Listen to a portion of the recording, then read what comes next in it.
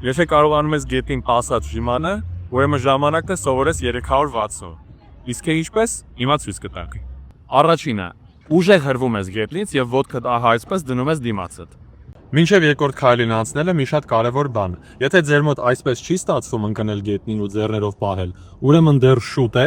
եւ պետք է մի քիչ ձեռքերը ուժեղացնեք։ Գնացեք ու շատ ժիմ արեք, հետո նոր կգաք սա կսովորեք։ Մեկ էլ չմոռանաք լայք դնել, իսկ մենք անցնենք առաջ։ Երկրորդը, գետնին ժիմ անելու ժամանակ պտտվում ես եւ փորձում ես ձեռքերի վրա կանգնել։ Այսպես դու պտտվելու պահը կհասկանաս։ Երրորդը,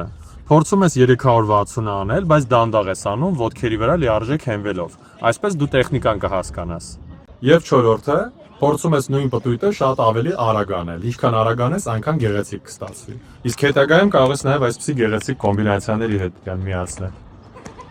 Սովորիր գետնից 360-ը եւ դու կարողանաս զարմացնել քո ընկերներին։ Իսկ եթե ուզում ես ավելի շատ նման վիդեո դասեր տեսնել, հետեւիր Workout-ի էջին։